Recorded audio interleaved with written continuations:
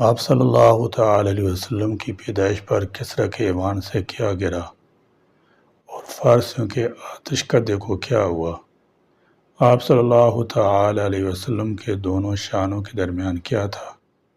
آپ صلی اللہ تعالی علیہ وسلم کی پیدائش سے قبل شیاطین کانوں کو کیا خبریں دیتے تھے۔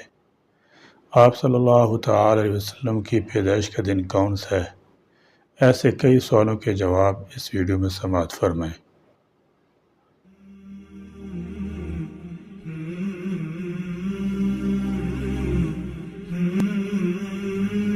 نحمده ونصلي ونسلم على رسوله الكريم وخاتم النبيين وعلى آله وأزواجه وأصحابه وأتباعه أجمعين۔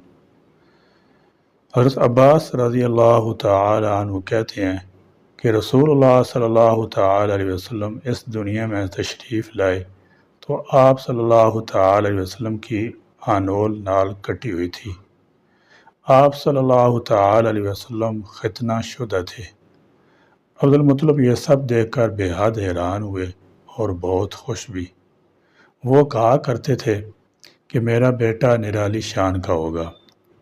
آپ صلی اللہ تعالی علیہ وسلم کی پیدائش سے قبل مکہ والے خوشحالی اور قید کا شکار تھے، لیکن جون ہی آپ صلی اللہ تعالی علیہ وسلم کی دنیا میں لانے کا وقت قریب آیا، بارشیں شروع ہو گئی، خشک سالی دور ہو گئی، درخت ہرے بھرے ہو گئے اور پھلوں سے لد گئے، زمین پر سبزہ ہی سبزہ نظر آنے لگا۔ حضرت شیخ عبدالحق محدث دہلوی رحمۃ اللہ تعالی فرماتے ہیں کہ حضرت صلی اللہ تعالی وسلم کی ولادت کے سلسلے میں آیات و کرامات بے شمار ہیں، جن میں سے چند ایک یہ ہیں کہ ایوان کسریٰ لرز اٹھا اور اس کے 14 کنگرے گر گئے اور فارسیوں کا آتش کدہ بجھ گیا جو کہ 1000 سال سے گرم تھا۔ جب حضور اکرم صلی اللہ تعالی وسلم پیدا ہوئے تو اللہ تعالی جل شانہ نے آپ کو پاکیزہ بدن اور تیز بو کستوری کی طرح خوشبودار اور ختنہ شدہ، نان بریدہ، چہرہ نورانی، آنکھیں سرمگی، دونوں شانوں کے درمیان مور نبوت درخشاں پیدا فرمایا۔ حضور اکرم صلی اللہ تعالی وسلم کی ولادت پر اللہ تعالی جل شانہ نے آپ کی والدہ مائدہ پر ایک روشن بادل ظاہر فرمایا کہ جس میں روشنی کے ساتھ گھوڑوں کے ہنہنانے اور پرندوں کے اڑنے کی آوازیں تھیں اور کچھ انسانوں کی بولیاں تھیں، اور اعلان ہوا کہ محمد صلی اللہ علیہ وسلم کو مشرق و مغرب اور سمندروں کی بھی سیر کراؤ تاکہ تمام کائنات کو ان کا نام اور حلیہ اور ان کی صفت معلوم ہو جائے، اور ان کو تمام جاندار مخلوق یعنی جنوں، انس، ملائکہ اور چرندوں پرندوں کے سامنے پیش کرو، اور تمام انبیاء کرام علیہم الصلاۃ والسلام کے اخلاق حسنہ سے مزین کرو۔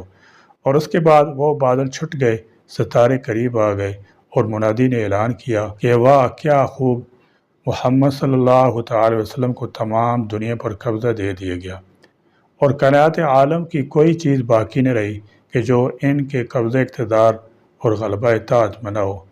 پھر 3 شخص نظر آئے، ایک کے ہاتھ میں چاندی کا لوٹا اور دوسرے کے ہاتھ میں سبز زبر کا تشت، ہاتھ میں ایک چمکدار انگوٹھی تھی۔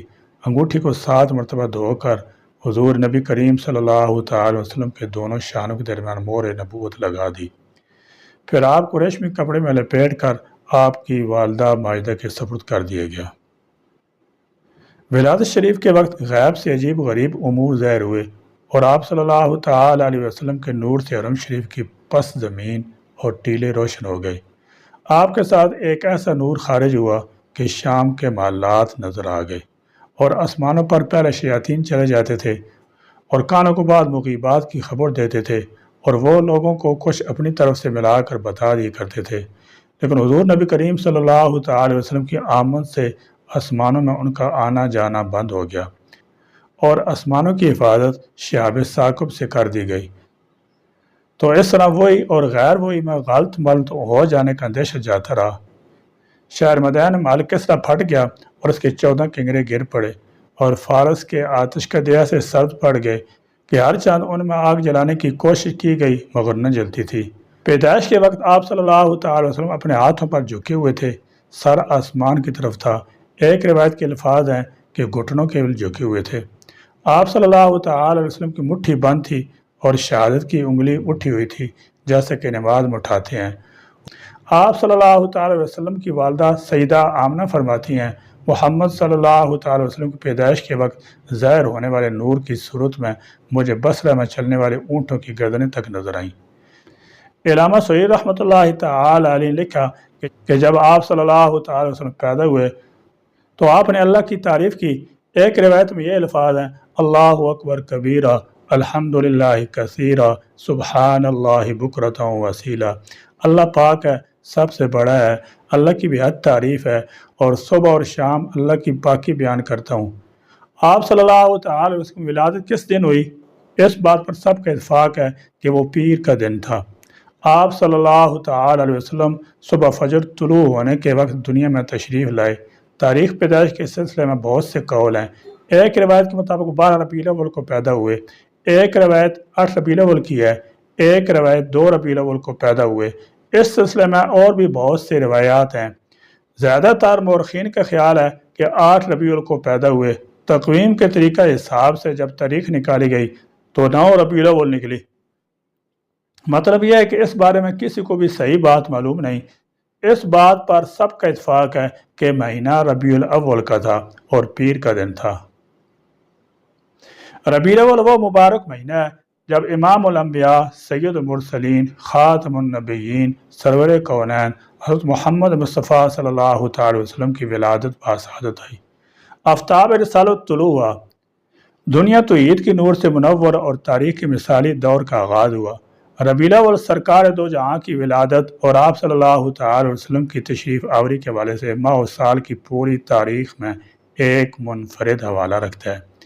اسلامی تاریخ میں ماہ ربیع الاول کو جو عظمت تقدس بزرگی برتری حاصل ہے وہ صرف اور صرف فخر دو عالم سرور کائنات فخر موجودات صاحب لوح و قلم صاحب عرب و عجم صبح درخشاں نیر تاباں مور درخشاں ساقی کوثر شاف محشر شاہ امم محبوب رب العالمین سید المرسلین خاتم النبیین رحمت للعالمین سرور کونین بشیر و نذیر سراج منیر امام الانبیاء آفتاب دو عالم حضرت محمد مصطفیٰ احمد مجتبیٰ صلی اللہ تعالی علیہ وسلم کی بدولت ہے۔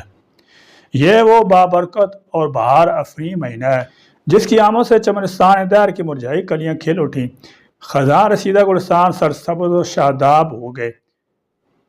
اس میں محسن انسانیت حضرت محمد مصطفیٰ صلی اللہ تعالی وسلم کو صرف ولادت ہی نہیں ہوئی بلکہ عالم نو طلوع ہوا۔ تاریخ عالم نے ایک نئے سفر کا آغاز کیا۔ اس مبارک مہینے میں حضرت آمنہ نے سعادتمند بیٹے ہی کوئی نہیں بلکہ مادر گیتی نے ایک تاریخ ساز اور بے مثال انقلاب کو جنم دیا۔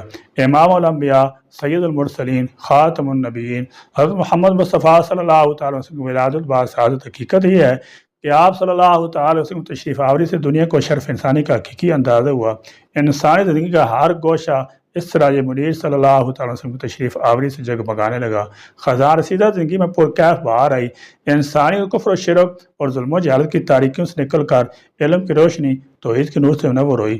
یہ ربیع الاول کا مہینہ دوشنبہ کا دن صبح صادق کی ضیاء بار گھڑی تھی، رات کی تاریکی چھٹ رہی تھی اور دن کا اجالا پھیلنے لگا تھا جب آفتاب عالم تاب سرکار دو جہاں سرور کائنات حضرت محمد مصطفیٰ صلی اللہ تعالی وسلم کی ولادت باسعادت سے کائنات میں ازلی سعادت اور ابدی مسرتوں کا نور چمکا۔ رشد و ہدایت اور ایمان کی ایسی بہار آئی کہ جس کے بعد خزاں آئی۔ یہ بھی کہا جاتا ہے کہ پیر کے دن ہی نبوت ملی۔ پیر کے روز کو ہی آپ صلی اللہ تعالی علیہ وسلم نے مدینہ کی طرف ہجرت فرمائی اور پیر کے روز ہی آپ صلی اللہ تعالی علیہ وسلم کی وفات ہوئی۔ آپ صلی اللہ تعالی وسلم عام الفیل میں پیدا ہوئے یعنی ہاتھیوں والے سال۔ اس سال کو ہاتھیوں والا سال اس لیے کہا جاتا ہے کہ ابرہ نے ہاتھیوں کے ساتھ مکہ مکرمہ میں چڑھائی کی۔ واقعہ کچھ اس طرح ہے کہ ابرہ عیسائی حاکم تھا۔ حج کے دنوں میں اس نے دیکھا کہ لوگ بیت اللہ کا حج کرنے جاتے ہیں۔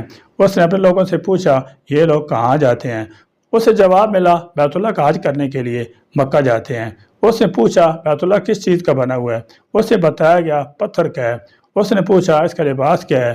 بتایا گیا ہمارے ہاں سے جو دھاری دھار کپڑا جاتا ہے اس سے اس کی پوشاک تیار کی جاتی ہے۔ ابرہ عیسائی تھا۔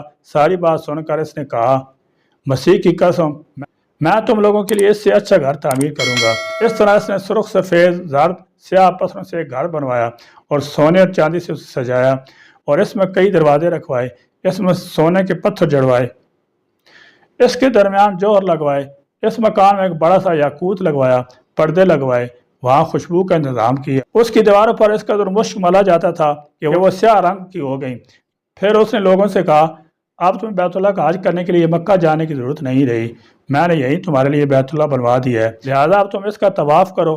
اس طرح کچھ قبائل کئی سال تک اس کا حج کرتے رہے، اس میں اعتکاف کرتے رہے، حج کرنے والے مناسک بھی یہی ادا کرنے لگے۔ عرب کے ایک شخص نفیل خشمی سے یہ بات برداشت نہ ہو سکی، وہ اس مصنوعی خانہ کعبہ کے لیے دل ہی دل میں کڑتا رہا۔ آخر اس نے دل میں ٹھان لی کہ وہ ابرہ کے اس عمارت کو گندہ کر کے چھوڑے گا۔ پھر ایک رات اس نے چوری چھپے بہت سی گندگی اس میں ڈال دی، اور ابرہ کو معلوم ہوا تو وہ سخت غضبناک ہوا اور کہا کہ یہ کارروائی کسی عرب نے اپنے کعبے کے لیے کی ہے، میں اسے ڈھا دوں گا، اس کا ایک ایک پتھر توڑ دوں گا۔ اس نے شام اور حبشہ کے شہنشاہ کو یہ تفصیلات لکھ دی، اور اس نے درخواست کی کہ وہ اپنا ہاتھی بھیج دے۔ اس ہاتھی کا نام محمود تھا۔ وہ اتنا بڑا ہاتھی تھا کہ روئے زمین پر اتنا بڑا ہاتھی دیکھنے میں نہیں آتا تھا۔ جب ہاتھی اس کے پاس پہنچا تو وہ اپنی فوج لے کر نکلا اور مکہ کا رخ کیا۔ یہ لشکر جب مکہ کے قرب و جوار میں پہنچا تو ابرہ نے اپنی فوج کو حکم دیا کہ ان لوگوں کے جانور لوٹ لیے جائیں۔ اس کے حکم پر فوجی نے جانور لوٹ لیے، ان میں عبد المطلب کے اونٹ بھی تھے۔ نفیل بھی اس لشکر ابرہ کے ساتھ موجود تھا، اور یہ عبد المطلب کا دوست تھا۔ عبد المطلب اس سے ملے، اونٹوں کے سلسلے میں بات کی۔ نفیل نے ابرہ سے کہا، قریش کا سردار عبد المطلب ملنا چاہتا ہے، یہ شخص تمام عرب کا سردار ہے، شرف اور بزرگی سے حاصل ہے، لوگوں میں اس کا بہت اثر ہے، لوگوں کو بہت اچھے اچھے گھوڑے دیتا ہے، انہیں احتیاط دیتا ہے، کھانا کھلاتا ہے۔ یہ گویا عبد المطلب کا تعارف تھا۔ ابرہ نے انہیں ملاقات کے لیے بلا لیا۔ ابرہ نے ان سے پوچھا، بتائیں آپ کیا چاہتے ہیں؟ انہوں نے جواب میں کہا کہ میں چاہتا ہوں کہ میرے اونٹ مجھے واپس مل جائیں۔ اس کی بات سن کر ابرہ بہت حیران ہوا۔ اس نے کہا، مجھے تو بتایا گیا ہے کہ آپ عرب کے سردار ہیں، بہت عزت اور بزرگی کے مالک ہیں، لیکن لگتا ہے مجھ سے غلط بیانی کی گئی ہے، کیونکہ میرا خیال تھا کہ آپ مجھ سے بیت اللہ کے بارے میں بات کریں گے، لیکن آپ نے تو سرے سے اس کی بات ہی نہیں کی اور اپنے اونٹ کا رونا لے کر بیٹھ گئے۔ اس کی بات سن کر عبد المطلب بولے، آپ میرے اونٹ مجھے واپس دے دیں، بیت اللہ کے ساتھ جو چاہے کریں، اس لیے کہ اس گھر کا ایک پروردگار ہے، وہ خود اس کی حفاظت کرے گا، مجھے اس کے لیے پریشان ہونے کی ضرورت نہیں۔ اس کی بات سن کر ابرہ نے حکم دیا، ان کے اونٹ واپس دے دیے جائیں۔ جب انہیں ان کے اونٹ واپس مل گئے تو انہوں نے اس کے سموں پر چمڑے چڑھا دیے، ان پر نشان لگا دیے، ان کو قربانی کے لیے وقف کر کے حرم میں چھوڑ دیا، تاکہ پھر انہیں کوئی پکڑ لے تو حرم کا پروردگار اس پر غضبناک ہو۔ پھر عبد المطلب ہرا پہاڑ پر چڑھ گئے، ان کے ساتھ ان کے کچھ دوست بھی تھے۔ انہوں نے اللہ سے درخواست کی، اے اللہ، انسان اپنے سامان کی حفاظت خود کرتا ہے، تو اپنے سامان کی حفاظت کر۔ ادھر سے ابرہ اپنا لشکر لے کر آگے بڑھا، وہ خود ہاتھی پر سوار تھا، لشکر کے درمیان موجود تھا۔ ایسے میں اس کے ہاتھی نے آگے بڑھنے سے انکار کر دیا، وہ زمین پر بیٹھ گیا۔ ہاتھی بانوں نے اسے اٹھانے کی بہت کوشش کی، لیکن وہ نہ اٹھا۔ انہوں نے اس کے سر پر ضربیں لگائیں، آنکھ چبوئے، مگر وہ کھڑا نہ ہوا۔ کچھ سوچ کر انہوں نے اس کا رخ یمن کی طرف کیا تو وہ فوراً اس طرف چلنے لگا۔ اس کا رخ پھر مکہ کی طرف کیا گیا۔ ہاتھی بانوں نے یہ تجربہ بار بار کیا۔ آخر ابرہ نے حکم دیا، ہاتھی کو شراب پلائی جائے تاکہ نشے میں اسے کوئی ہوش نہ رہے اور ہم اسے مکہ کی طرف آگے بڑھا سکیں۔ چنانچہ اسے شراب پلائی، لیکن اس پر بھی اس کا کچھ اثر نہ ہوا۔ سیرت کے اگلے واقعات انشاءاللہ اگلے سبق میں ہم پڑھیں گے۔ اللہ تعالیٰ ہم سیرت اپنانے کی اور نبی کریم صلی اللہ تعالی علیہ وسلم سچی محبت عطا فرمائے۔ آمین یا رب العالمین۔ وآخر دعوانا الحمدللہ رب العالمین۔